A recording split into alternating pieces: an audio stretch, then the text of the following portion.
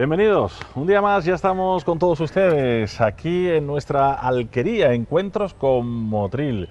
Y bueno, esta zona seguro que les sonará mucho, puesto que nuestros últimos programas han estado precisamente centralizados en nuestro cementerio municipal, del cual, bueno, no les vamos a ahondar en más datos técnicos, de fechas, etcétera, ni cómo se construyó, porque yo creo que ha quedado bastante claro. Hablábamos de tantas y tantas cosas.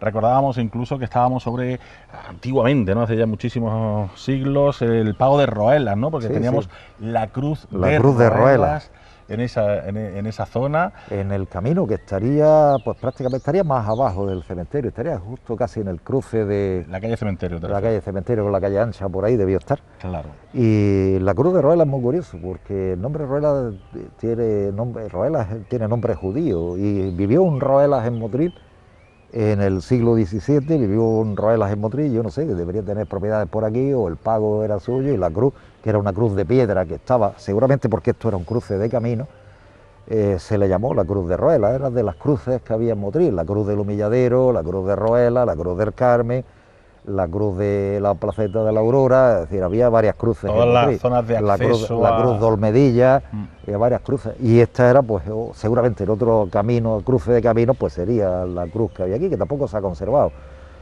Ya en el siglo XIX no hay datos de la cruz, se vio quitarse la cruz, pues en algún momento del siglo XIX, ¿no? Sí, en aquella época, pues, ni la cruz de Roelas, la zona de Roelas o pago de Roelas. Pago de Roelas, sí. Y luego, es curioso, porque sí existió la familia Roelas, sí existió, y Roelas es un apellido judío. Es curioso, posiblemente fueran, pues, alguno de estas familias que no es que fueran judías, sino que seguramente tuvieron antepasados judíos, ¿no? Bueno, pues como decíamos, están comprobando que estamos en el Camposanto motrileño, hemos recorrido diferentes zonas, recordábamos su construcción, etcétera, etcétera. Nos encontramos todavía en el patio 1, ¿vale? Entrando a mano izquierda. La semana pasada estábamos recordando todavía algunos fragmentos de la otra parte de este patio, recordábamos la figura de uno de nuestros alcaldes, como era Escribano Castilla, Juan Antonio Escribano Castilla, recordábamos con muchísimo cariño. Y también, pues, recordábamos un poco, pues, la arquitectura, ¿no?, de esta pequeña ermita, y bueno, pues también un poco las anécdotas de que hubo que hacerla varias veces porque había fallos de construcción, etcétera, etcétera. Una capilla bastante ecléctica, bastante sencillita, pero necesaria, lógicamente, en un lugar como en el que nos encontramos, donde tiene al lado, pues, también su sacristía, que hoy en día se utiliza, o sea, para urnas cinerarias, para la ceniza. Para la una funeraria, y que la tenemos justo aquí. Y bueno, hablábamos de los mausoleos, hablábamos de ese auge ya de los ángeles, de las figuras de los mausoleos relacionadas con la muerte, ¿no? Relacionadas con la muerte, de algunas señales típicas que se solían pues, escribir, ¿no?, en las lápidas, etcétera. Y bueno, si empezáramos, no sé, geográficamente un poco por aquí, estamos encontrando ya pues una cruz, bueno, este es el panteón, que es un panteón de los caídos por Dios y por España, ¿no? Por España. Son los caídos, los muertos del bando nacional en la época de la Guerra Civil, de triste memoria para todos los españoles, ¿no? Y muertos injustamente, porque la guerra y todas estas cosas son injustas, al final de un lado y otro. Injustas para todos. Y aquí sí que en este panteón yo quiero recordar.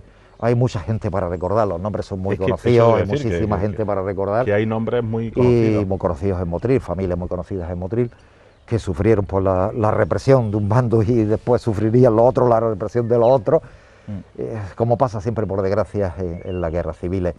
Pero quiero recordar a un personaje que está enterrado en este panteón, que es don Carlos Castillo y Torres. Alcalde de Motril durante la dictadura de Primo de Rivera. Un hombre que políticamente no estaba significado con nada, hombre conservador, indudablemente, lo cual lo cortés no quita lo valiente, pero fue un gran alcalde de Motril también, quizá olvidado por los motrileños. Don Carlos Castillo Torres es otro de los alcaldes que hacen a principios de los años 20 y hasta el año 29 que estuvo, 28, 29 que estuvo de alcalde, hizo muchísimas cosas por Motril. Desde municipalizar el canal de aguas potables, que era privado, y lo municipaliza y lo convierte en municipal, con lo cual el precio del agua para los motrileños bajó de una manera bestial. El tema del alcantarillado, que es verdad que es el proyecto del delegado gubernativo que había en Motril de la época de la dictadura de Primo de Rivera, pero es el ayuntamiento que lo saca adelante. Es muy curioso, pero es el que arregla las explanadas. Las explanadas todavía tenían en época de Carlos Castillo la configuración del siglo XIX, de cuando se hace, y Carlos Castillo es el que le da la visión nueva, más moderna a las explanadas. Es el que arregla la Plaza Burgos. Hay una fotografía magnífica del arreglo de la Plaza de Burgos que está tan bonito como está ahora, más. Que nos gusta otro tipo de construcción, ¿no? Arregla la Plaza de España, es decir, pone en funcionamiento, en mejor funcionamiento el Hospital de Santa Ana. Es decir, fue un hombre que se movió muchísimo por la ciudad. La lástima es que... ¿Qué año estamos hablando? Estamos en el año 24, 25, y estuvo pues hasta que sus enemigos políticos consiguieron, mediante una mentira gigantesca, quitarlo de alcalde, ¿no? ¿Qué dijeron?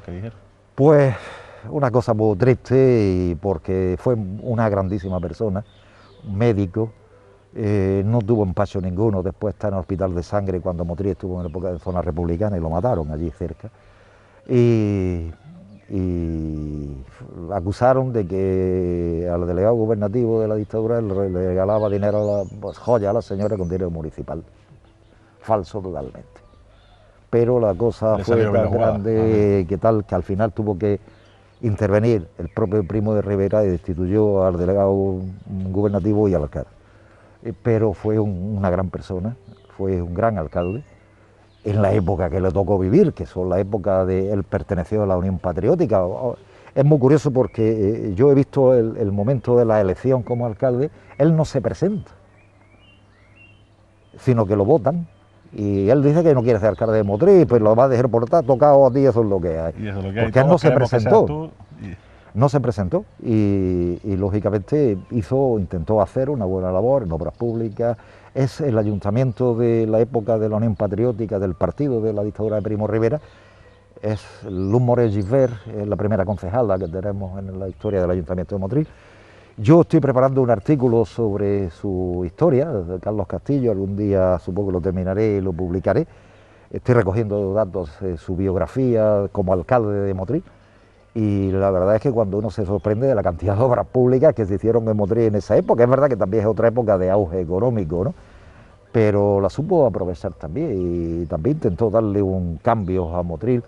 Lo consiguió, ¿no? Es decir, el Motril de los años 20, fue de los años 24, 25, fue un Motril que también estuvo en auge y fue un hombre pues que se interesó mucho por el tema del paro en Motril, hizo muchas obras públicas, municipalizó cosas, arregló pues lo que pudo arreglar de la ciudad. Y sí que fue un buen alcalde, de verdad. Bueno, después hoy se ha olvidado totalmente. Hoy nada más que el tema del agua que me estás hablando. Sí, la municipalización del canal de agua fue muy importante. Es importantísimo. Es importante. Y hoy pregunta por Carlos Castillo y nadie lo conoce. Es decir, es que es muy curioso, ¿no? Por el alcalde que nadie lo conoce, pero tuvo una relevancia importante en Motril y está aquí enterrado. Tenemos también a Gómez Acebo, que es notario. Sí, fue notario de Motril, miembro parece que de la falange motrileña, es decir que, bueno, hay personajes motrileños pues que les costó la vida a la época de la Guerra Civil. Bueno, pues vamos a seguir. Lógicamente no podemos hacer mención a todos. A todos, es imposible. Es verdad que hay muchísimas personas reconocidas, otras quizás menos, que injustamente, como hemos dicho muchas veces, la historia no nos pone a cada uno en su sitio, ¿no?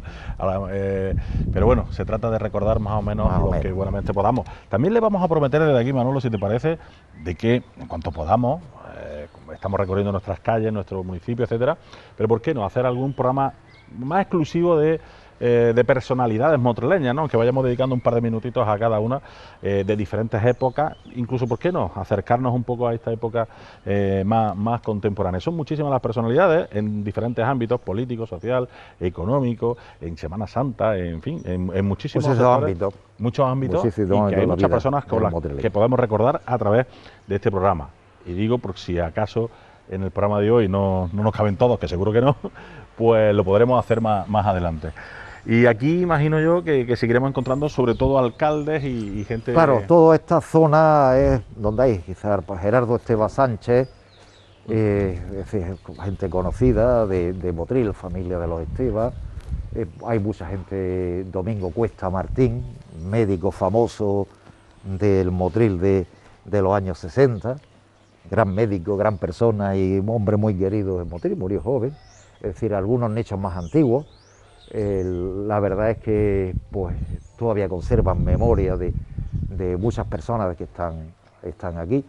Y además tenemos en este patio, en este frontal o este pared de nicho del patio, está Vladimir Guerrero, que fue la viuda de Vladimir Guerrero, que fue un político importante de Granada y muy relacionado con Motril de aquella época.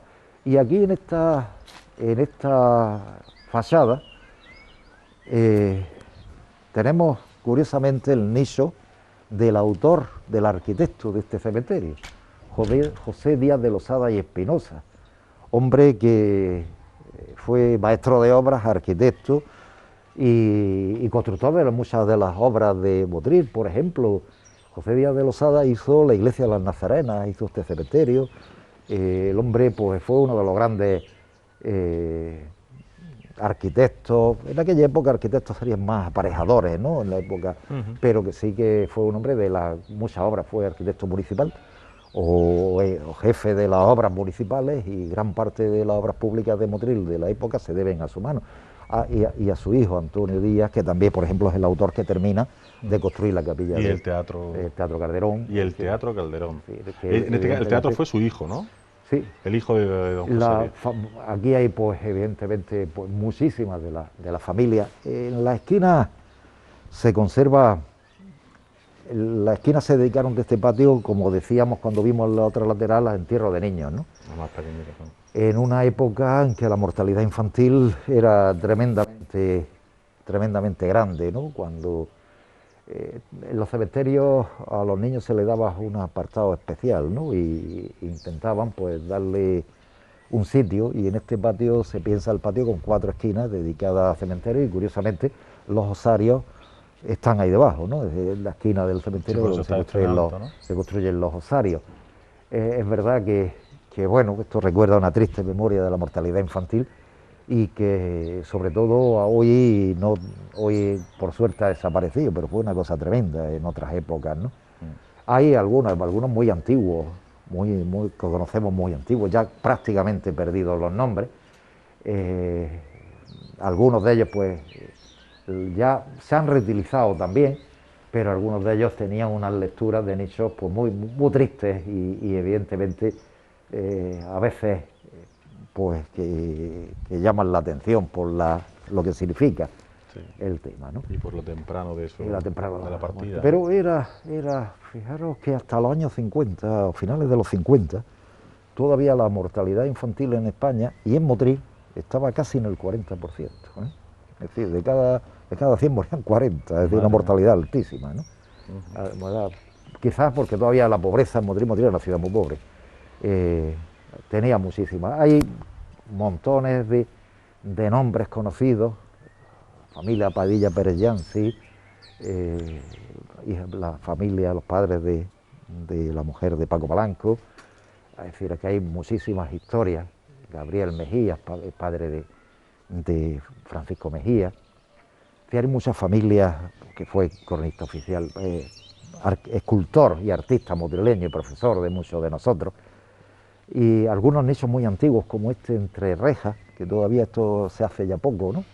Prácticamente, y donde pues todavía se conserva ese tipo de nicho que protegían mediante una reja, eran costumbres. Antes sí se hacía más, ¿no? Sí, se hacía más frecuente, se protegía con un cristal, es decir, que se hace, es muy frecuente. Estos ya pues prácticamente han desaparecido, ¿no? Eso ya no hay porque se han reutilizado. Claro, se hacía como una especie más de hornacina, ¿no? Fijaros que es que falleció en 1829 y había nacido en 1848 Hipólito Bengoa.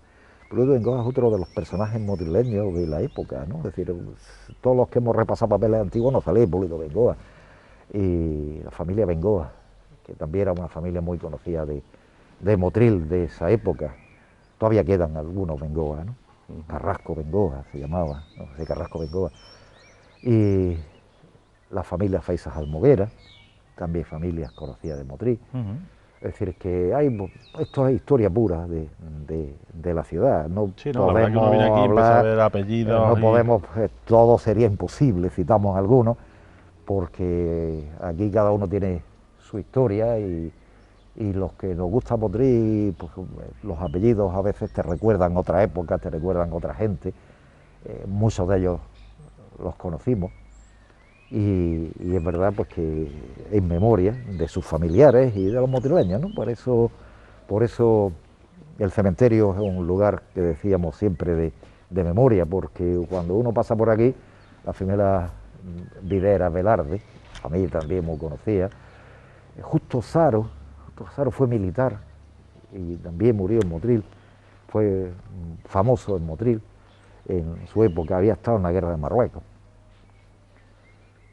Dolores de la Cámara y García, la familia de la Cámara, la viuda de Vidaurreta. Vidaurreta fue uno de los personajes más controvertidos de la época de la Revolución Federal y de las épocas del sesenio democrático en Motril, que está enterrada justo en la entrada. Y ella, Dolores de la Cámara y García, era la viuda de Vidaurreta. Fijaros que fue enterrada en 1898, el año que se iniciaba la Guerra de Cuba, o se terminaba la Guerra de Cuba. Familia Cuevas Jiménez. Hay muchísimos datos de familiares. Este es otro de los nichos Antonio Ferrer Gómez, que también se conserva muy antiguo. Fijaros que incluso tiene una decoración muy curiosa. Este nicho está abandonado ya, pero sí que tiene una decoración muy curiosa, ¿no? Y fijaros que se protegen con un cristal, era típico de la construcción, ¿no? De esta época. Los Viñas, la familia Viñas, dueños del Coliseo, la familia Cuevas. Es decir, que es verdad que hay muchísima historia y de nuevo en la esquina de nuevo nos encontramos con otra zona dedicada al enterramiento de niños, ¿no? Es decir, que aunque hoy se empieza a utilizar, se empiezan a quitar y a ser utilizados, pero hay algunos que son muy la mayoría curiosos, siguen siendo pequeñines, claro, pequeñitos, de 4 meses, 3 meses, vemos ahí alguna... Es la época de la gran mortalidad y han desaparecido muchos, ¿no? Porque se han cambiado se han reutilizado, y se han reutilizado. Pero que sí que esto en todos los cementerios había, aunque no se enterraban todos aquí, porque esto es los entierros de esta época son los que podían pagar. Es decir, que estos nichos también se vendieron, los nichos infantiles también se vendieron, ¿no? Y no todo el mundo tenía para pagar. No todo el mundo tenía, ¿no? Claro. Para pagar los enterramientos aquí, ¿no? Y bueno, hay muchísimos recuerdos de muchísima gente que sería imposible pues recordarlos a todos. Y bueno, podíamos contar pues, historias de muchos, ¿no? Podíamos hablar de las cosas que hicieron muchos, podíamos estar aquí. Pero yo quiero pararme en Emilio Garballo Di Dinelli, alcalde de Motril. También alcalde de Motril, otro hombre que peleó desde su punto de vista y de su planteamiento político por el Motril de su época, del Motril de los años 50, y que evidentemente fue otro gran personaje, médico, muy querido por los motrileños, don Emilio, y evidentemente pues tuvo un hombre que tuvo muchísima buena fama en el Motril de su época, ¿no? Y la verdad, pues aquí está la tumba de don Emilio Garballo. Pero quizás una de las tumbas que a mí me llama más la atención, Emilio Moreu y Espinosa. Alguien le ha puesto unas flores, pero esta tumba está ya abandonada. Porque seguramente ya no hay prácticamente familia. Emilio,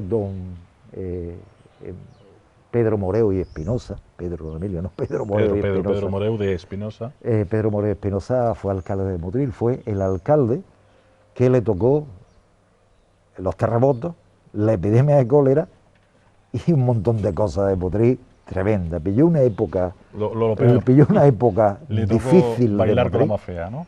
Difícil de Motril, tremenda, porque es curioso, no llevaba mucho tiempo de alcalde, cuando se produce los terremotos de la vida de 1884.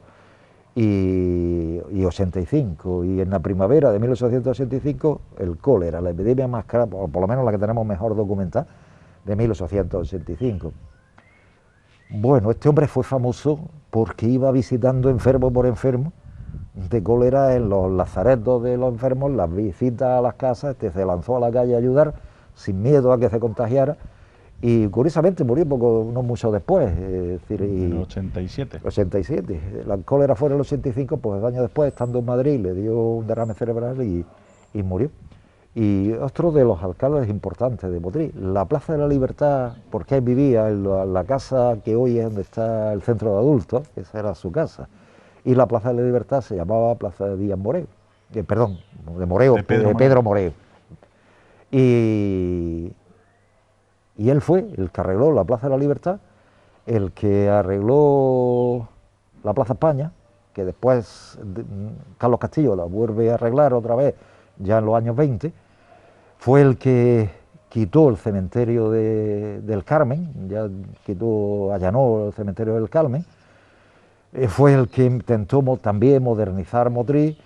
Fue un hombre que además en su época se rebajó el cerro para dar trabajo a los obreros parados debido a los terremotos, es decir, que fue un hombre que trabajó mucho por Motril, porque además le pilló una época durísima, ¿no? Es decir, terremotos, cólera, es decir, el hombre quizás uno de los alcaldes que le pilló la época más dura, una de las épocas más duras de la historia de Motril, ¿no? Es decir, y bueno, aquí está, un hecho prácticamente olvidado, quizás requerían estos alcaldes un poco más de visibilidad, ¿no? Porque cada uno de su ideología, de sus planteamientos, cada uno intentó aportar su grano de arena al Motril de su época. Y está claro pues que algunos de ellos pues fueron, el entierro de cuando muere Pedro Moreo fue apoteósico, incluso después el ayuntamiento a nivel popular, ¿no? A nivel popular prometió muchas cosas, después no le dieron tanto, ¿no? Pero a la posteriori, ¿no?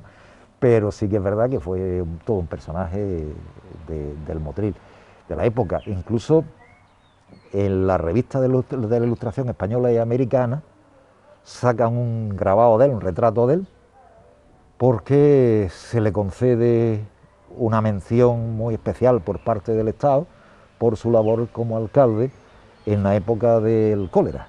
Y vamos, el que decide ampliar el cementerio porque los muertos de cólera eran muchos. El cólera seguramente afectó en 3 meses a casi 800 personas en Motril, murieron 800 personas en Motril, que fue una barbaridad en 3 meses.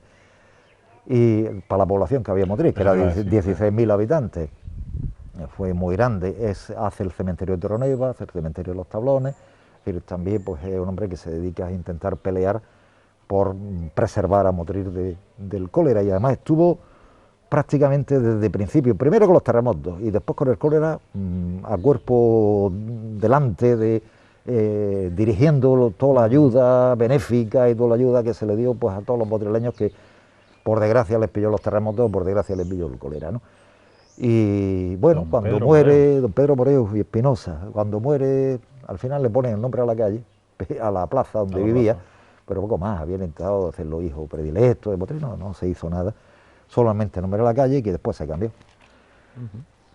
Ya después de la guerra se le quitó el nombre y se le puso Plaza de los Mártires, más conocida por la Plaza de la Falange. ¿No? Tiene muchos nombres. Tenía muchos nombres. Bueno, pues terminamos aquí este recorrido que hemos hecho por la historia del cementerio municipal de Motril. Un poco retomar lo que decíamos al principio. Estamos en un lugar de memoria, nuestra historia o parte de la historia de Motril está aquí, en este cementerio, donde hemos recorrido algunos de los nombres que hay en Motril, algunas de las historias familiares, personales, de la gente que reposa aquí en este cementerio. Evidentemente podíamos haber recorrido muchas más, claro. Hemos elegido al azar prácticamente algunas, pero sí decir que merece la pena el conocimiento del camposanto motrileño, merece la pena el conocimiento de muchos de los personajes que han formado parte de la historia de Motril y están aquí, y de alguna manera pues que este sea un lugar de patrimonio de la ciudad, un lugar de patrimonio de la memoria de la ciudad, y que indudablemente forma parte de nuestra historia, de nuestro patrimonio, de nuestros recuerdos. Claro que sí. Podríamos haber hecho, bueno, hemos hecho muchos programas dedicados precisamente a este nuestro cementerio. Podríamos haber sacado muchísimos más, puesto que es verdad que tenemos muchísimos apellidos, muchísimos motrileños, ilustres, ciudadanos en definitiva de nuestro municipio que merecerían, ¿por qué no?, también un pequeño recuerdo, pero no nos daría para estar, o nos daría para estar muchísimos programas, y tampoco es el caso.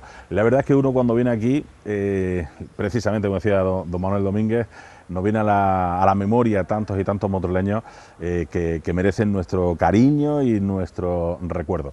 Espero en definitiva que ustedes se hayan entretenido, se hayan informado y por supuesto pues este pequeño programa también les haya servido a ustedes para conocer un poco la infraestructura, el por qué, el cómo se hizo este cementerio en su día, los diferentes patios, etcétera, y también de camino pues que les sirva para perderle, ¿por qué no?, un poquito el miedo a este campo santo motrileño, porque al fin y al cabo están aquí nuestros seres queridos.